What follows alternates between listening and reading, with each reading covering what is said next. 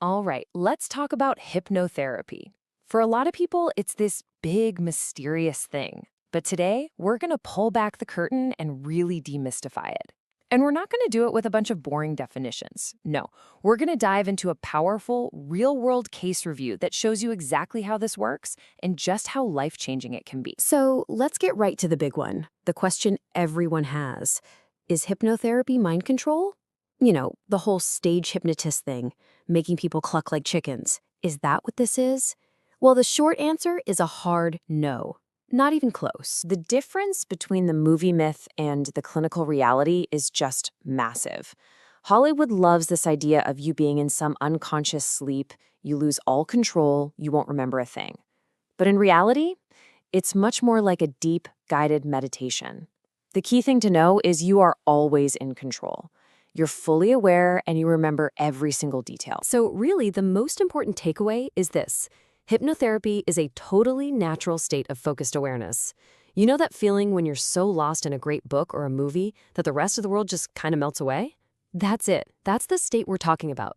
It's just a tool to help us access our subconscious mind, where all our deepest beliefs live, and gently guide them toward real, positive change. To make this all feel real, I want to introduce you to a client we'll call Tara. Now, Tara's story is one a lot of us can probably relate to. She came in feeling completely and totally stuck, pulled in a million directions, wanting more joy and time with her family, but just feeling paralyzed. It's that classic search for balance. Her session started with a symbolic card reading, which is just a great way to open up a conversation about what's really going on underneath. And what came up was just incredibly spot on. One card showed this deep desire for happy family life. But then another card, a reversed chariot, perfectly captured her problem. She felt stuck, like her wheels were spinning, but she was going nowhere. And that led us to the core question for her entire session. What's bringing you closer to your truth, and what's pulling you away from it? And right away, the process offered this really direct, encouraging message. It's not just about finding the problem, it's also about reminding you of your own power. This set such a positive, supportive tone for the work we were about to do, reminding Tara that, hey, you're not in this alone, and it's okay to receive good things. Okay, so let's get into the hypnotherapy itself. Once Tara was guided into that calm, focused state, we quickly got to the root of the issue. And it became so clear that there were two different parts of her that were basically at war with each other, creating this really loud, really mean inner critic. And the technique we use for this is called parts therapy. It's a pretty straightforward idea, actually. It helps you identify these conflicting parts inside you. You know, like the part of you that wants to wake up early and go to the gym, and the part that really wants to hit the snooze button, and it helps them talk to each other and find some peace. For Tara, this conflict was a big one. On one side, you had the performer. This was the part of her that was absolutely convinced, I am only worthy after I work. And fighting against that was her reasonable self, which was just screaming, I need rest, I need self-care, I need to have some fun. I mean, that is the perfect recipe for total burnout. So where did a belief like that even come from? Well, during the session, Tara traced it all the way back. It was an inherited belief system from her parents, this deep-seated idea that you only get the reward after you do the work. The problem, she realized, was that the work was never ever done, so the reward never came. And this is where the breakthrough happened. Through guided imagery, we brought these two warring parts together. They had a little negotiation. And for the first time, Tara could see herself, in her mind's eye, just sitting peacefully by a lake, soaking up the sun, and allowing herself to relax. No guilt, no shoulds, just peace. But the work wasn't done.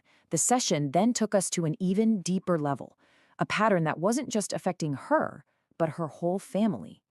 This was about breaking a cycle, a really old one that had been passed down through generations. This powerful negative thought pattern, it needed a name, and the one that came up was perfect.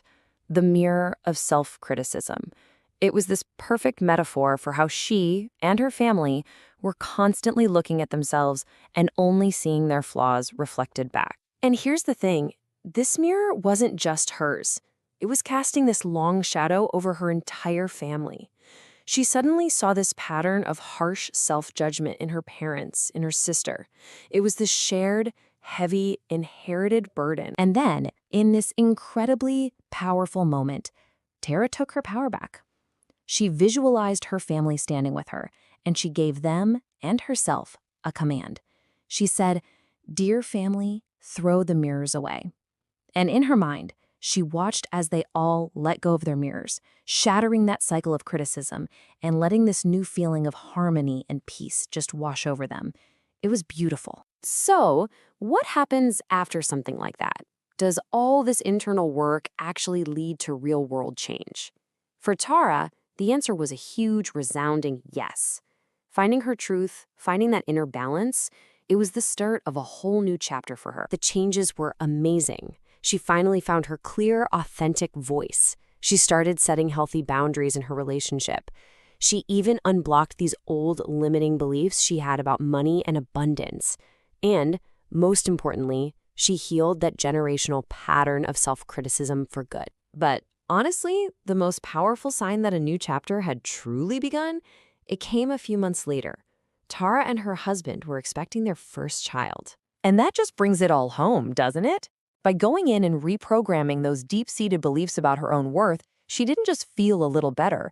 She literally created the emotional and mental space for a whole new, exciting chapter of her life to begin. Tara's story is incredible, and it just goes to show how powerfully our unconscious beliefs are running the show. And it kind of leaves us all with a pretty big question to think about.